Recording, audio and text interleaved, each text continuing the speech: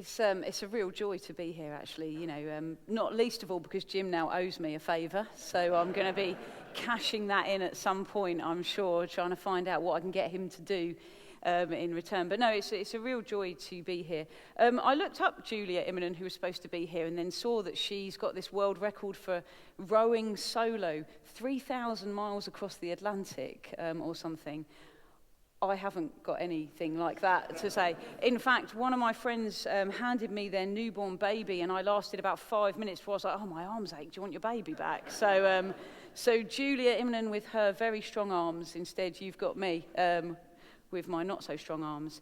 As Jim said, I'm from Hastings, and I spent kind of the earliest years of my life living in relative poverty, living in basically the 16th floor of a block of flats in Hastings with my parents that had no central heating and had the only phone was downstairs on the ground floor. So you had 16 floors of people who, whenever they wanted to use the phone, would kind of have to go down and hope that no one else was on it and hope that you could get onto it. And then my parents were able to buy a small house with help from the council. But then we still lived in relative poverty. I had free school meals, things like that, and didn't really know anything about Jesus, to be honest. Wasn't in a Christian family at all. And then when I was 14 years old, I started going to church because I fancied a boy. That was it. I had no interest in Christianity. I have not got a story for you about how I was seeking, wondering, is there a God? In fact, I was quite a zealous atheist. Even at a young age, I had real... I was like, there is no God. I was one of those people who evangelized to the Christians to try and persuade them that they should be atheists. But it was interesting because at the same time, I was really, really angry with this God that I didn't believe in. I had a real sense of things that happened in my life, even by the age of 14, 15, where I was like, life isn't fair. There is no justice. God, where are you? What are you like? And actually, so I went along. Obviously, I became a Christian. Otherwise, the story's a bit worrying for you guys, isn't it, that I'm here speaking. But at 15, I encountered Jesus in a powerful moment, which I don't have time to tell you all about it this morning. But what happened was I suddenly had this moment of powerful encounter with Jesus where I knew that God was real. And I was a bit annoyed about it. Because I was very committed to my atheism, and I was annoyed that I'd found out God was real, but I knew that I had to do something about it. But there was no way I was just going to become a Christian as part of some emotional response to some, fluffy feeling about Jesus. So I went away for a couple of months, read the Bible, not the whole of it, but a lot of it, looked into other religions. Although I had this kind of encounter where I knew that God was real, I wasn't sure which God. So I thought, I need to look into other religions. I need to read some of this Bible for myself. I'm not just going to say I believe something if I don't know what it actually says. And the more I looked at Jesus, the more I was like, wow, he seems amazing. And realized that, wow, if this is true, if this is real, this would utterly transform my life. And so I eventually became a Christian. But I would say, actually, I've always been someone who wrestles with God. My early kind of atheism, where I was reluctant to become a Christian, actually isn't really something that's gone away in one sense. Obviously, though I now believe in God, I'm still someone who wrestles with him on a regular basis. I'd say that my Christian journey over 25 years has been characterized by wrestling with God about some pretty big questions. And so being a Christian, I think, I would be honest with you, it is hard in many ways. I find being a Christian difficult. Sometimes I think my life would have been so much easier if I hadn't started to follow Jesus. But actually, that may be true. It may have been easier, but it wouldn't have been anywhere near as wonderful. It wouldn't have been anywhere near as satisfying as it is. Because what's happened is the more I've got to know Jesus over the years, the more I've just been amazed by him. The more I've found him so beautiful. He is the kindest, most tender-hearted, most forgiving, most pure and wonderful man that has ever existed, or human being that has ever existed. And he's God, and we can know him. And it's wonderful, and it has been utterly life-changing for me. It hasn't given me a nice life. It hasn't given me a trouble-free life to become a Christian. But it has given me forgiveness of my sins. which is astonishing. Not one sin I've committed will be held against me. I find that incredible because I could stand here and I could spend a good couple of hours reeling off things I've done that I've found it hard to forgive myself, but knowing Jesus forgives me, that I have freedom from the guilt and shame of what I've done, that I've got peace that actually stands firm even when there's chaos all around me. It's amazing. So if you're here and you're thinking, well, I wonder what all this is about, let me just encourage you, come along on Wednesday night or start reading your Bible, or get a Bible, read a Bible. Just look at Jesus, because you will find that he is wonderful and amazing, and there's no better decision you will make than getting to know him. So this morning, one of the things we're going to focus on is this aspect of God's character of justice. It's one of the things I most love about God, one of the things I most love about Jesus is that he is just, and his justice is perfect. You know, humans, I think we have an innate sense of right and wrong, but it's not perfect. I mean, if we sat down and we listed out what we think is right and wrong, we'd agree on some core things, but there'd be many things we would disagree on as well. But essentially, at its heart, we have this sense inbuilt from God of what is right and what is wrong. And in every nation around the world, there are some things that are just equally considered as wrong, as things we shouldn't do, and things that are considered right. In every nation in the world, when we see people being kind, that's something that we respond to well, don't we? We like it. We think that's a good thing. Murder is something that there's no nation in the world that goes, murder's all right here. Not bothered about that. Don't think there's anything wrong with that. So we have this innate sense of right and wrong. And there's something within us that gets really upset about injustice. I don't know if you're anything like me. It can be really simple things like someone pushing in when I'm in a queue. You know, it's funny the things that we get really agitated about, isn't it? That's one of the things I think, like, you know, or that sense of injustice when you assess which queue to get in a supermarket, and you go for the one that you think looks fastest, and you feel indignant about the fact that the people who were behind you now are in another queue that's kind of gone ahead of you. I mean, those of you who are into sport, you know, bad refereeing decisions, I'm sure, you know, that should have been a penalty, or that shouldn't have been a penalty. I'm not going to go too far into that because I get way out of my depth very quickly of talking about sport. But, you know, we think about things like bankers' bonuses, don't we? You know, 10 or 11 years ago, the global financial crash. And there's this sense of injustice that some people were making millions, and what it caused for the poorest in our nation and for those who were pushed into poverty as a result. And something within us is just outraged at that. When we see about someone being sentenced to what seems to us a ridiculously short prison sentence, when we think, but they committed this crime and they only got 2 years, or they committed this crime and they got a suspended sentence, something within us is automatically indignant and outraged about that.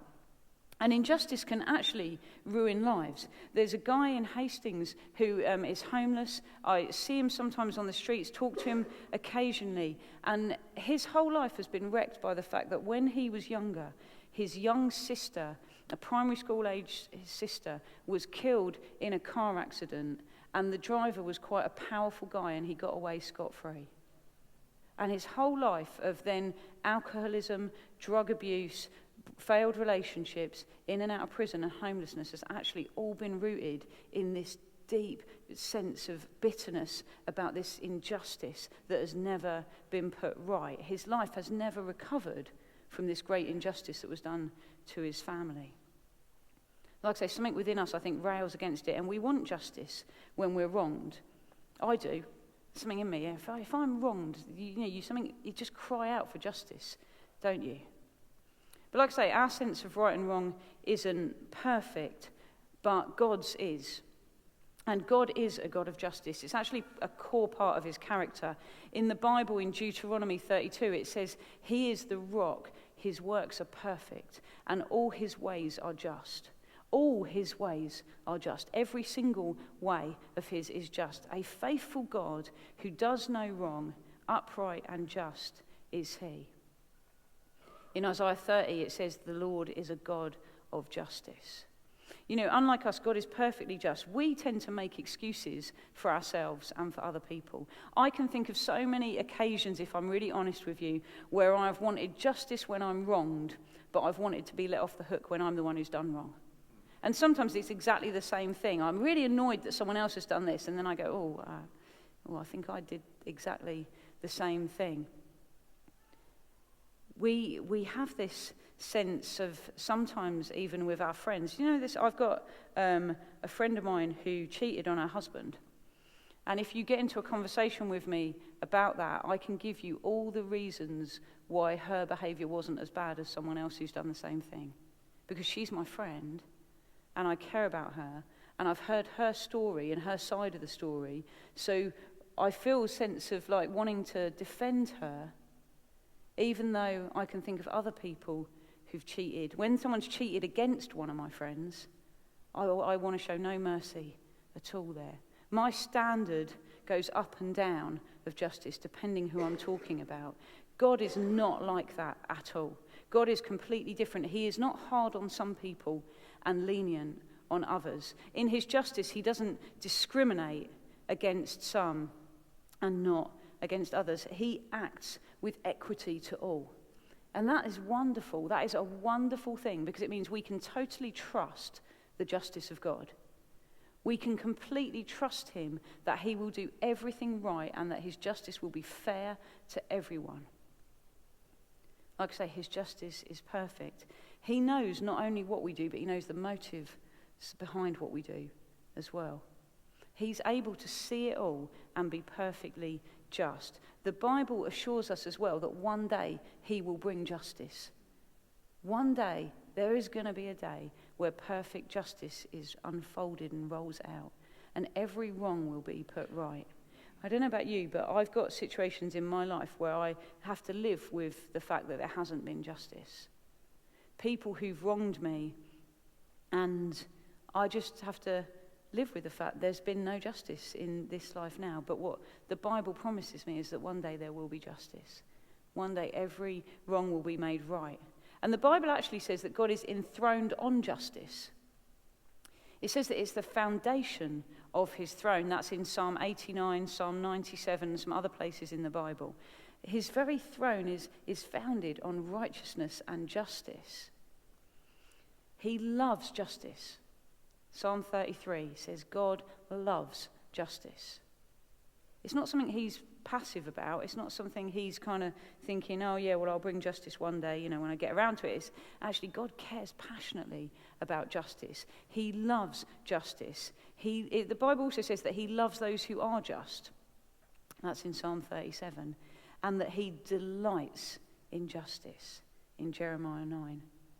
This is something God deeply, deeply cares about.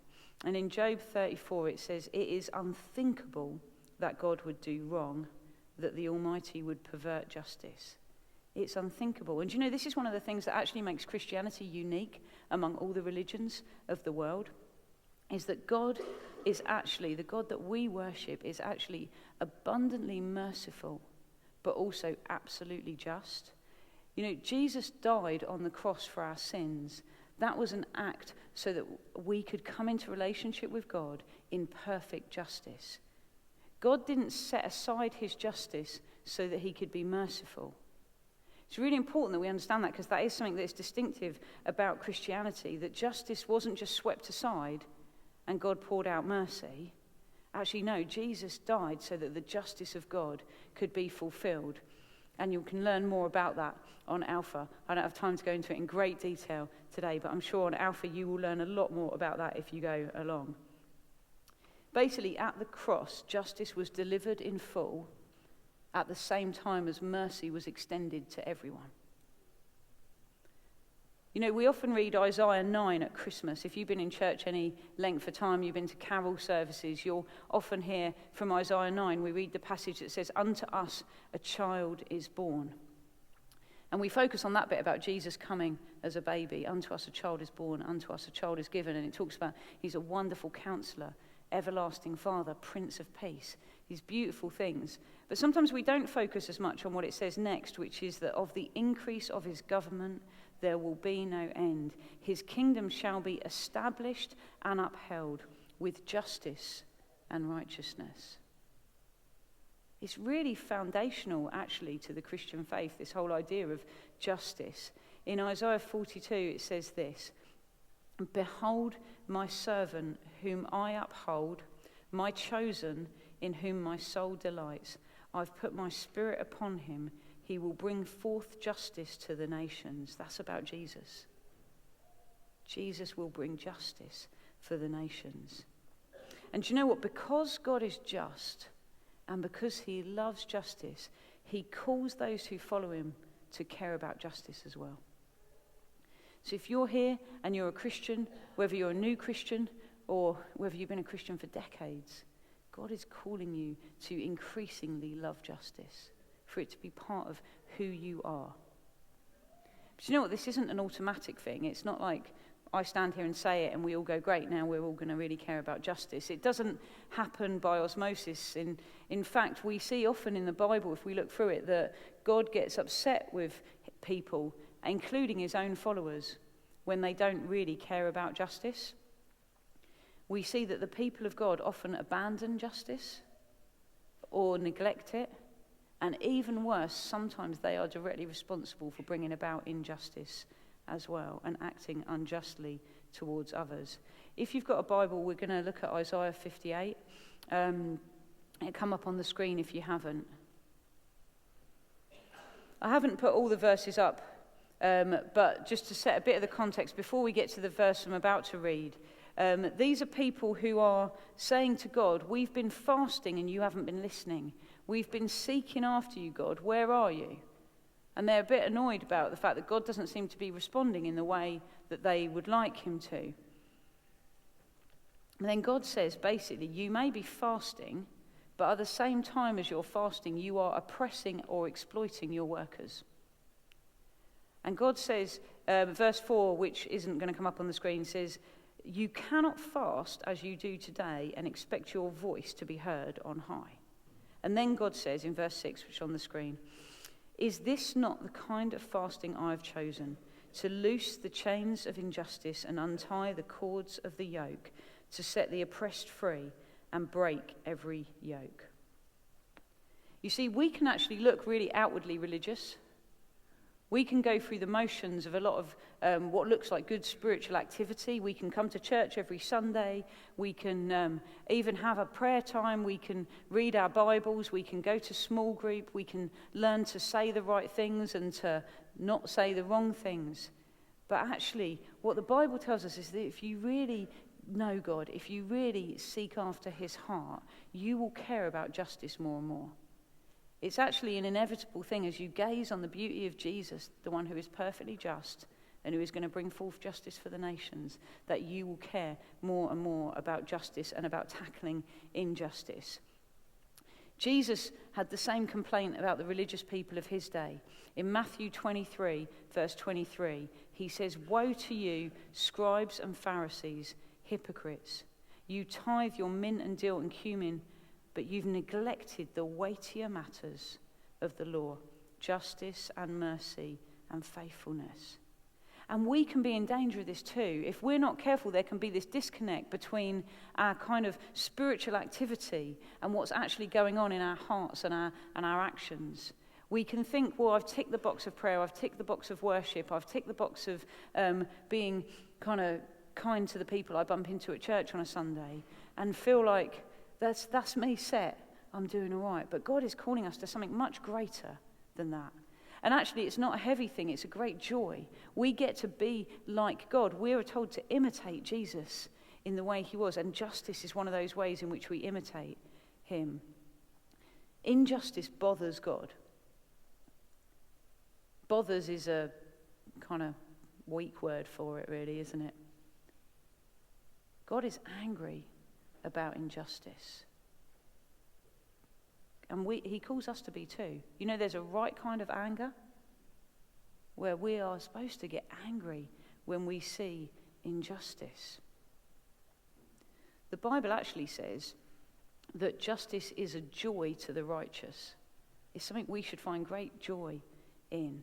and that those who love God will seek justice and correct oppression, that will bring justice to the fatherless and plead the widow's cause. You know, it's not a passive thing. It's not a thing of going, yeah, actually, I like justice and I dislike injustice and that's enough. It actually says we will seek justice, correct oppression and bring justice. And very helpfully, the Bible gives us loads of examples of how we can do this. It's not an abstract thing. It's very specific. If we go to the next verse in Isaiah 58, verse 7, it says it's about sharing our food with the hungry. It says that it's about giving housing to those who don't have it. It's about clothing people who don't have clothing, and it's about loving your family. For some of us, that last one actually is the hardest of all. Whether that's loving your biological family or loving the family of God. Sometimes that's where, if I'm honest with you, sometimes for me, it's other Christians I find it hardest to love. Just being honest. A couple of you laughed, so it might mean you can relate to that. So there are some really practical things we can do. Feeding people who don't have food, housing people who don't have homes, giving clothing to people who don't have clothes, and loving our families. That's all really easy in one sense, isn't it? It's really practical. It's not rocket science. You don't need to go to university to know how to do these things. You don't need some sort of special badge of honour because you've been a Christian for 10 years.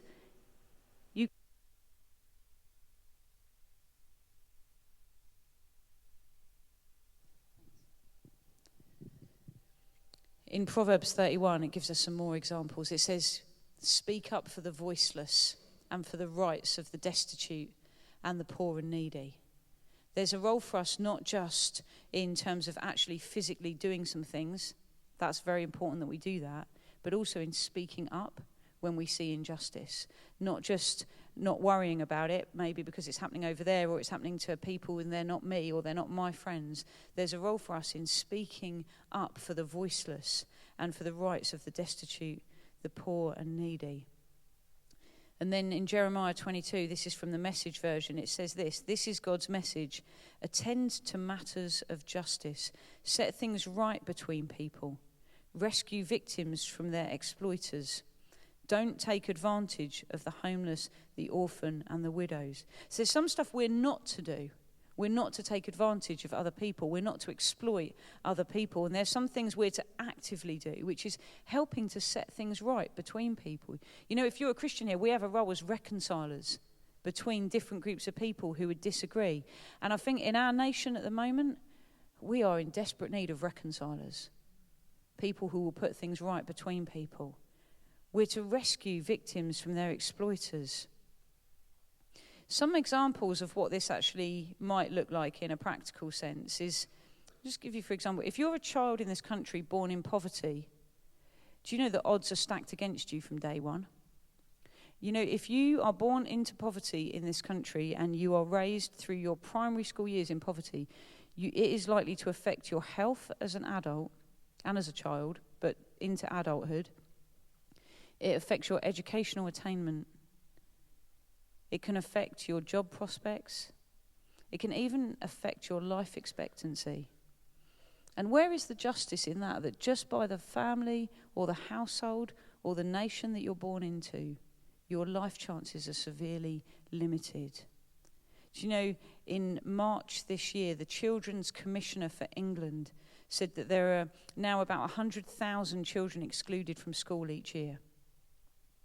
Half of those children have mental health problems, and about the same number have special educational needs.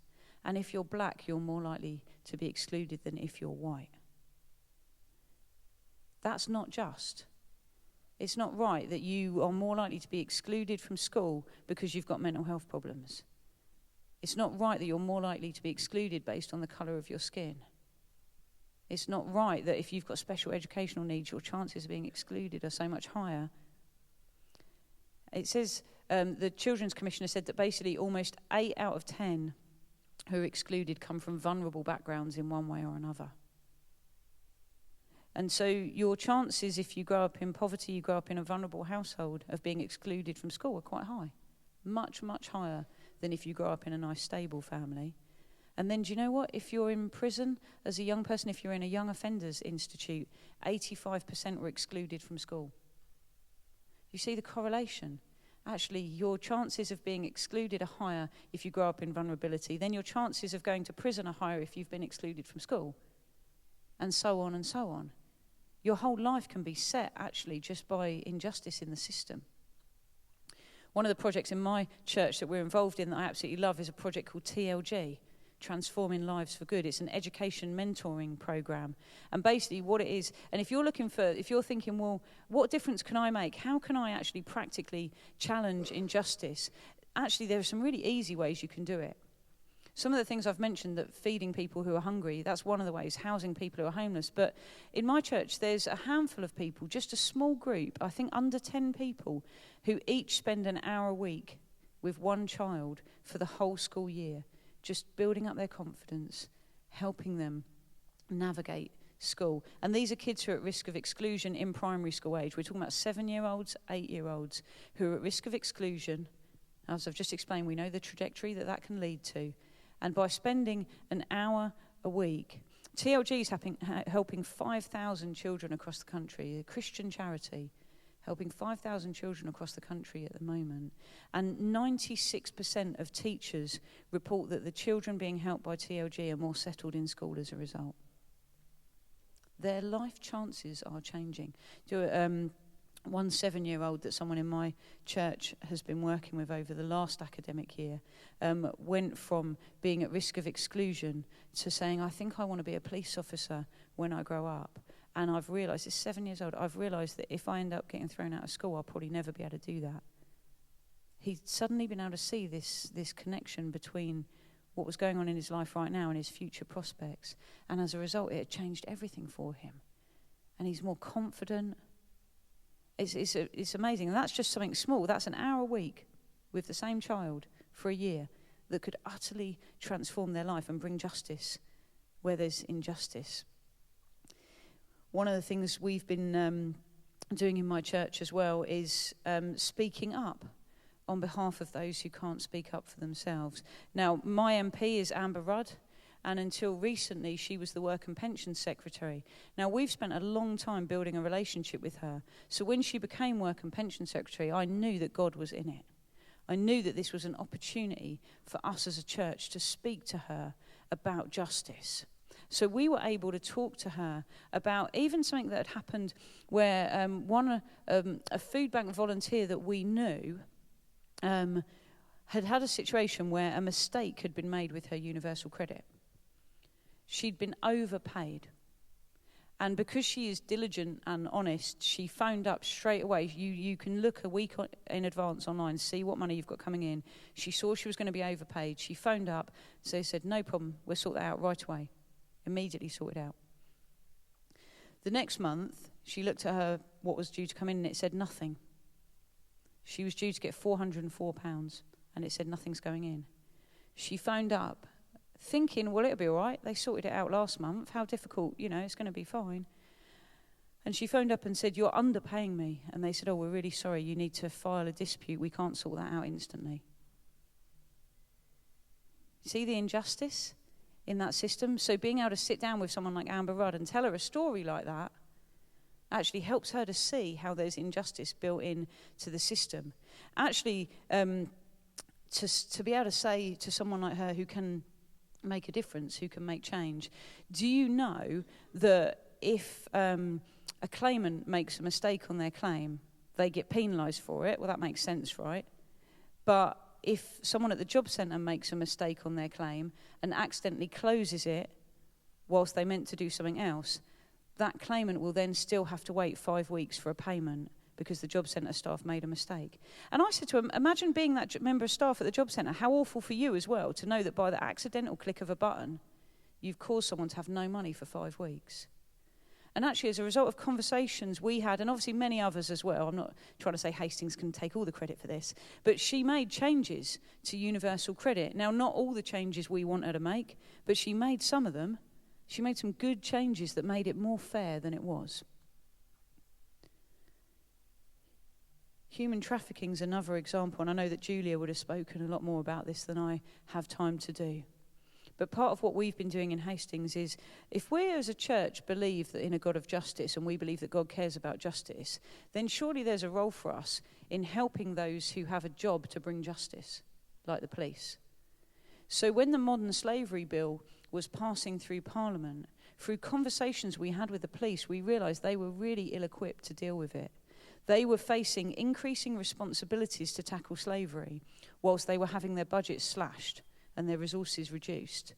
So we felt like we've got to help you, because we want to see justice done, right? So we're not just going to criticise you because you can't do it. We're going to step in and we're going to help you. That was about 4 years ago. And since then, we have hosted and paid for training for over 400 police officers, council staff, fire officers and others to help them spot the signs of human trafficking.